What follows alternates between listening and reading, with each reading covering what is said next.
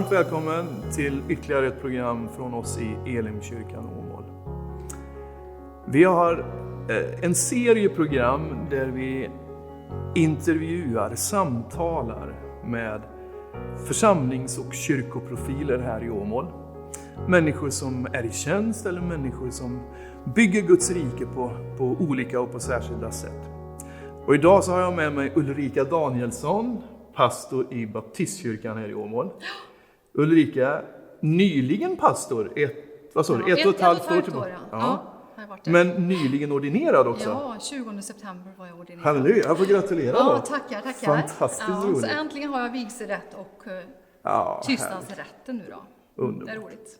Du trivs bra i Åmål? Absolut. Ulrika, du är inte från Åmål. Nej. Men du är inte så långt härifrån. Nej. Värmland.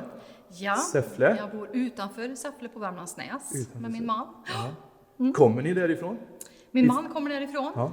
Jag är ju då pastorsdotter. Så att vi har flyttat runt lite grann, men inte så jättemycket faktiskt. För att när jag började skolan då flyttade vi utanför Säffle, norr om Säffle. Inte Var det Ekumenia också, eller Missionsförbundet då på den tiden? Ja, eller? ja det var det. Ja. Mm. Så att, ja. Du har fått sett Sverige lite grann då? Ja, lite grann, men inte så jättemycket. För det är nämligen så att jag föddes när mina föräldrar flyttade till Mellerud. Ja. Så jag känner mig faktiskt lite grann Lite som dalslänning alltså. Ja, Inte dåligt. Men föddes i Vänersborg då. Ja. Men sen flyttade vi en gång till bara innan vi flyttade utanför Säffle då. Okej, och där var pappa pastor? Nej, han veckopendlade nämligen. Det var jättebra. För vi fick bo och gå på skolan i Säffle eller i Åmål också här, för jag gick på Karlberg. Det gjorde Det gjorde jag. Men var han i tjänst då när han pendlade? Så Han var i tjänst när han pendlade. Så han hade Nordmarken som han pendlade till då. Just det. Ja, Spännande. jättespännande. Ulrika, jag känner dig sedan bara den här korta tiden här i Åmål. Det ska bli fantastiskt intressant att höra ditt liv. Du är ju då, som jag hör, uppväxt i ett kristet hem. Ja. Mötte Jesus tidigt, antar jag.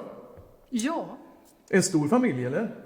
Nej, jag har 2 syskon, yngre syskon. Okej. Ja, jag är äldst. Ja. Men ni slussas in i Ja. mötes...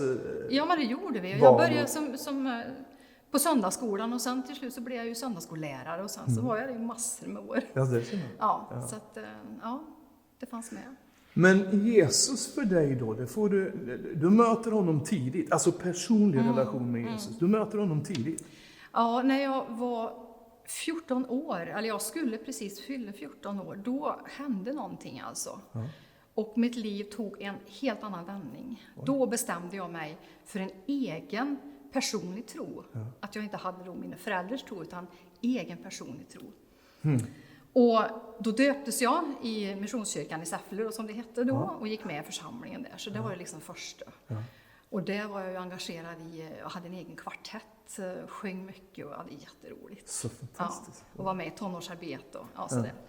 Så att där hade jag min hemvist då. Det hade jag. Musiklivet kommer redan där också, eller? Ja, alltså det var med från första början? Ja, det har ju varit med sen modersmjölken också faktiskt, måste jag säga. För jag klinkar ju alltid på piano och sådär. Och sen, Du är oerhört duktig pianist. Fantastiskt. Jag gör så gott jag kan, men Herrens gåvor, det är ju bara så. Ja. Men där har du, det lät nästan drastiskt där du berörde lite grann, men du mötte Jesus på något... Ja, det gjorde jag på något vis. Jag kan inte riktigt minnas nu egentligen hur det var, men alltså jag var väldigt anti före och sen helt plötsligt så vände det. Och jag vet att jag hade en morbror som bad väldigt mycket för mig. Alltså. Fantastiskt. Och många fler också, självklart, men alltså det bar mig. Så här när man tittar på våra liv i backspegeln så ser man hur mycket som andra människor har bett för oss. Precis. Tänk vad det betyder. Absolut. Ofta den äldre generationen. Verkligen. Fantastiskt. Jaha, så där möter du Jesus på ett radikalt sätt. Och sen har du ju bara gett ditt liv till Jesus på det. Ja, men det har ju inte varit alldeles enkelt. Tonårsperioden och gymnasieperioden var tuff för mig, kände jag. Där jag liksom letade identitet och sådär och tyckte det var jättejobbigt. Men kom igenom den också. Började direkt efter gymnasiet, 2:e gymnasiet, social linje här på Karlberg då. På Karlberg. så blev jag SMU 1-åring, alltså ungdomsledare i en församling. Så jag kom till Handen utanför Stockholm. Ja. Där var jag 1 år och jobbade. Då under det här året då, så hade jag träffat Mats, som blev min man då. Och samtidigt där i den vevan, 85 alltså, är vi nu. Då kände jag att jag fick en kallelse till pastor. Och jag vet, jag sa det till några så här, och någon rynkade på ögonbrynen, förstod inte riktigt vad jag skulle, så. Ursäkta, så jag ska inte man fråga kanske, men hur gammal är du 85? Då är jag 19 år. 19 år, och du får en kallelse. Ja, det får jag. En medvetenhet. Ja. Men alltså ändå så kände jag då att jag var kanske inte riktigt redo för det. Nej. Och jag träffade Mats med stor kärlek och vi gifte oss. Och snart så kommer ju 3 barn, 3 pojkar, utflugna idag.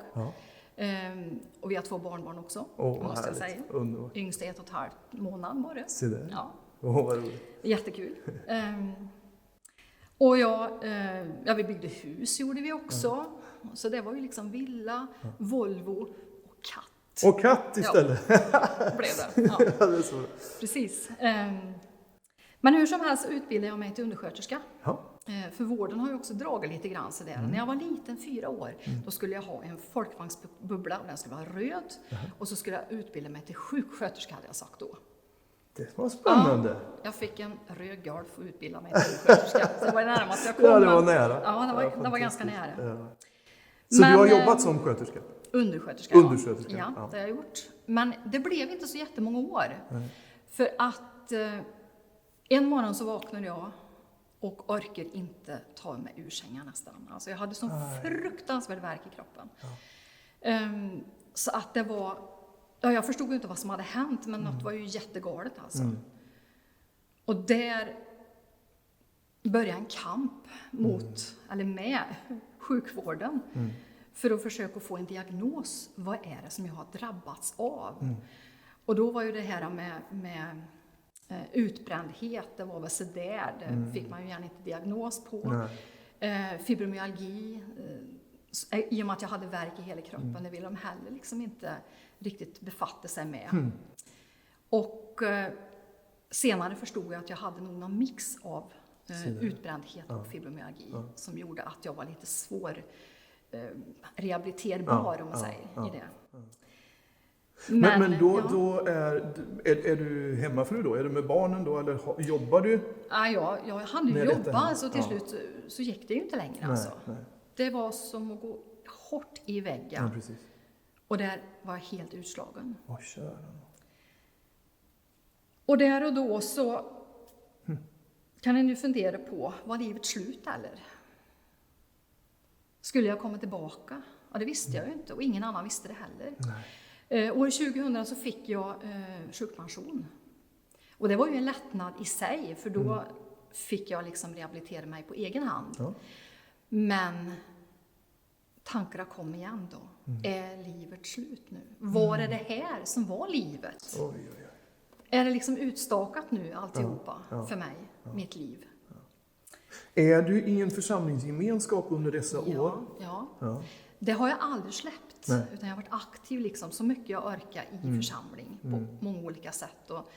Och jag skrev en lista för ett tag sedan vad mycket som jag hade varit aktiv, alltså som, och det var ju otroligt mycket. Lång. Förstod inte hur jag egentligen hade orkat, men min energi gick nog mycket till det. Ja, just det. Ja. Men under den resans gång där som du kämpar med detta, har du på något sätt också haft församlingens bönestöd och så vidare kännbart i ditt liv? Det var väl kanske så istället att de frågade vad har hänt med dig? Ja. Varför orkar inte du baka? Varför orkar inte du vara med och städa? Så de förstod mig inte riktigt alltså, kände jag. Och det syntes ju inte utanpå. Jag menar, det var ju all verk jag kände som gjorde att jag fick inte vardagen till att gå ihop. Och när det var som värst, alltså, då fick ju min man läsa breven som kom ifrån Försäkringskassan. För jag orkade inte. Jag kunde liksom inte få ihop. Jag förstod inte vad som stod. Så jag sa till honom, läs det här och tala om för mig vad som står. Och likaså, gällde Säffle-tidningen. Jag orkade alltså inte läsa den, utan han fick läsa den och tala om för mig vad som stod. Oj. För det gick liksom inte. Jag kunde inte, jag orkade inte. Var barnen små när det här håller på? Minstingen var, vad blir han? 2 år var han då när det hände. Och det här var ju 96 när jag gick i väggen alltså. Men kära någon, det är ju under alla års, alltså barnens uppväxt. Ja. Och när pojkarna kom hem från skolan, då låg jag ofta på sängen.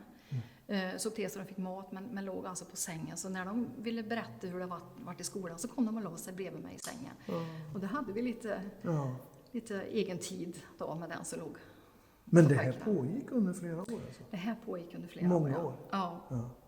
Men alltså i allt detta så hade jag bestämt mig för att jag skulle inte bli bitter på min situation. Utan jag tänkte så här, den dagen jag ligger på dödsbädden, då ska jag verkligen känna att jag har gjort det bästa av det liv jag fick. Alltså. Fantastiskt. Och jag letar guldklimper varenda dag, eller liksom det guldkornen då. Det kunde varit en fågel utanför fönstret, det kunde vara ett löv som svajar för vinden bara. Det kunde vara ett telefonsamtal, en vänlig blick från någon om jag orkar ut. Alltså, de där guldkornen letar jag hela tiden. Men visst kom det dagar jag inte hittade några. Men var hittar du styrkan till att leta efter dem? Guldmotiven? Alltså Gud var ju med mig hela tiden. Han bar mig på sina händer. Alltså, det är helt otroligt. Så fantastiskt alltså. Det gjorde han verkligen. Oj. Så du tappade inte relationen med Gud under de här åren? Nej, det gjorde jag inte. Och jag kunde ligga och be. Alltså, när jag inte orkade göra någonting så låg jag i sängen och jag bad. Alltså. Fanns det tillfällen då som du då, för att gå tillbaka till det här kallelseögonblicket, som du kanske tappade tron på det och du nämnde det i livets slut och så vidare? Ja, alltså den var väldigt avlägsen. För jag kände liksom att jag som inte orkar ens läsa tidningar, hur skulle jag kunna läsa en utbildning? Alltså en högskoleutbildning som kräver verkligen mycket. Det fanns inte på kartan. Nej, jag förstår. Det gjorde inte det. Men du, det här skulle vi kunna tala länge om. Men hur, det pågår under några år det här. Vad händer? Hur du står här idag? Jag står Någonting här idag, har hänt. Ja, verkligen. Jag måste säga att jag hade en period när jag mådde väldigt dåligt, där jag tvivlade otroligt mycket. Ifrågasätta allt alltså. Var det liksom det här att den skulle vara med och städa och det där praktiska, var det som var en kristen betyder liksom.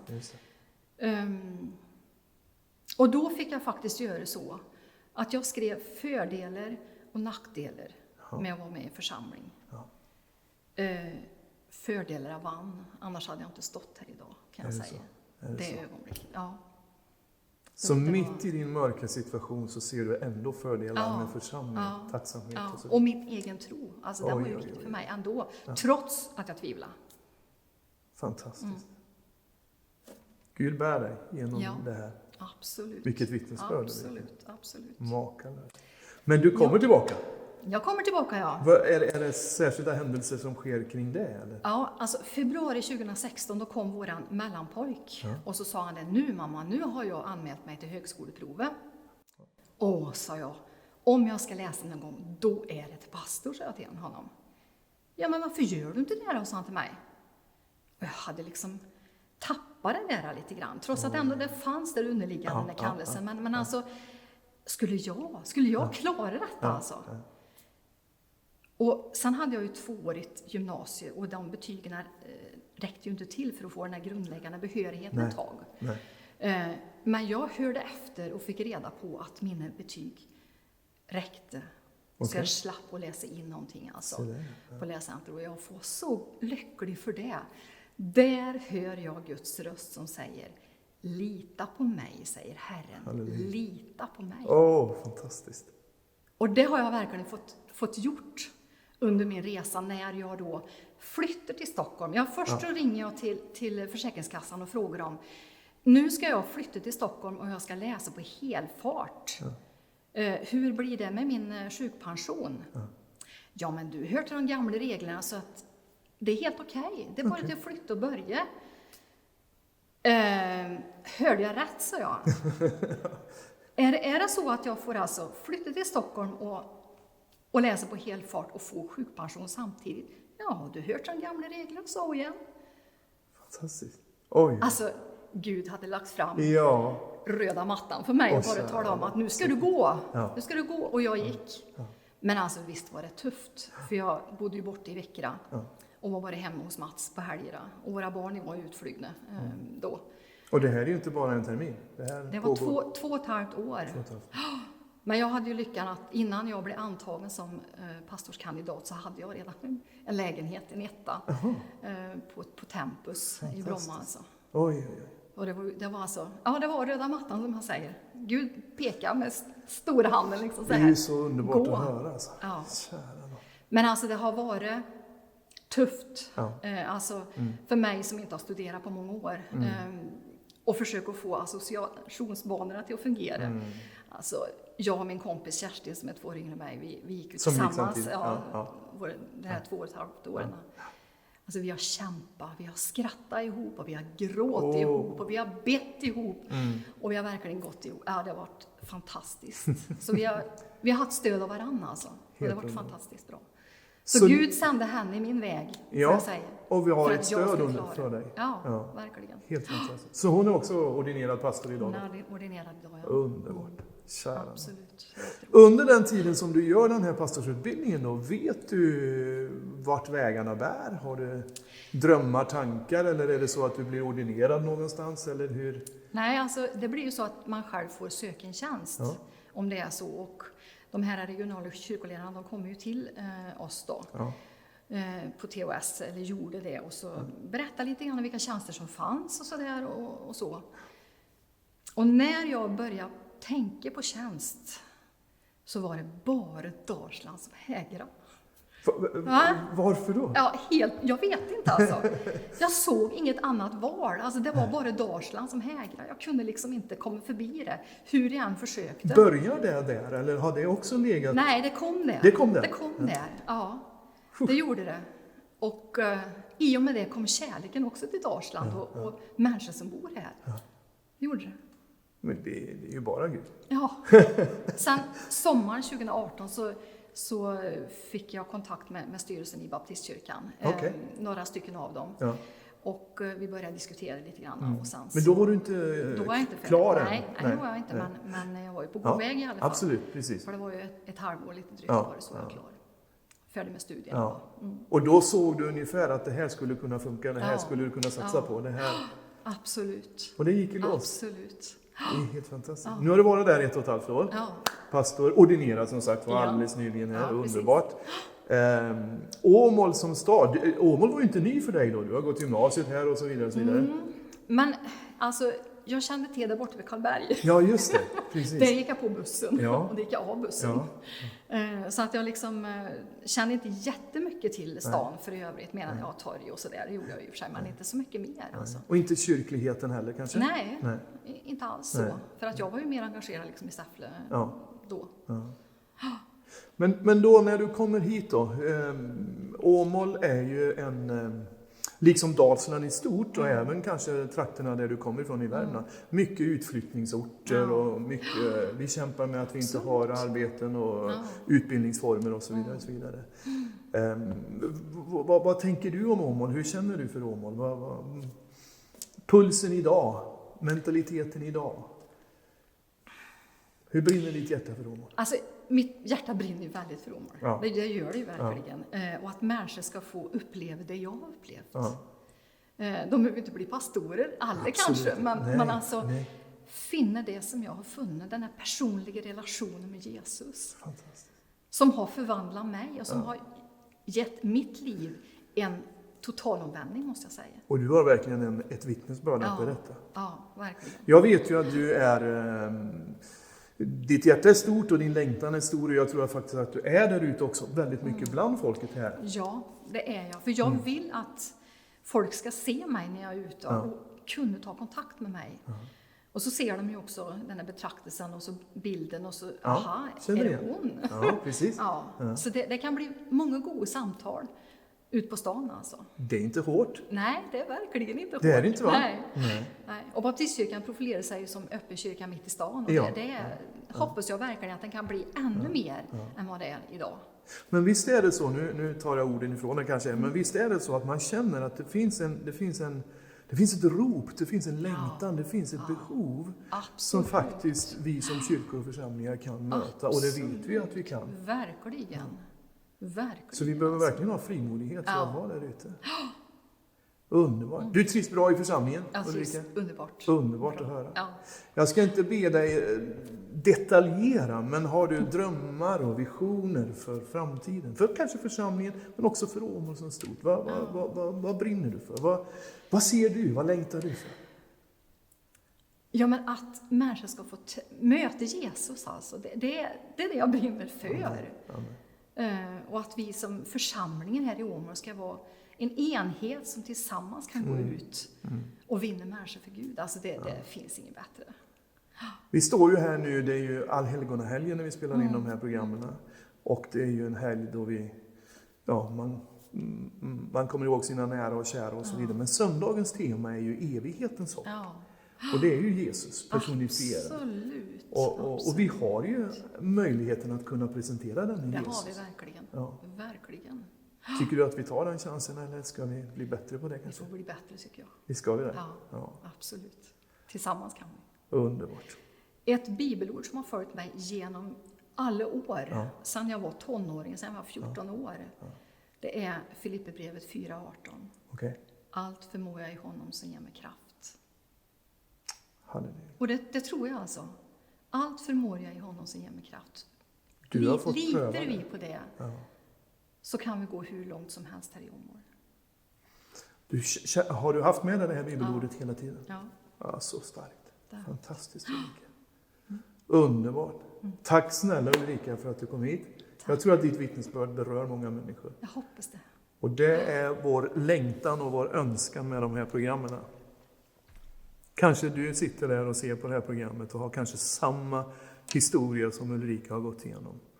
Kanske du har en utbrändhet, kanske du har sjukdom, kanske du har ångest. Kanske du har de här frågorna, de här tvivlen som Ulrika beskrev. Det är ingen synd att ha tvivel. Gud klarar av att vi tvivlar. Men det finns en som faktiskt kan hjälpa i alla de här situationerna. Och det är den som Ulrika berättar om. Den som har hjälpt Ulrika hela tiden. Och det är Jesus Kristus. Han är vårt hopp. Han är svaret. Och vi önskar så att du ska kunna få frimodigheten och möjligheten att våga ropa ut: Jesus, hjälp mig. Han hör din bön, han kommer till dig. Har du några frågor angående det Ulrika har talat om här, så får du gärna kontakta oss. Varmt välkommen tillbaka och titta på nya program från Elimkyrkan. Gud välsigne dig.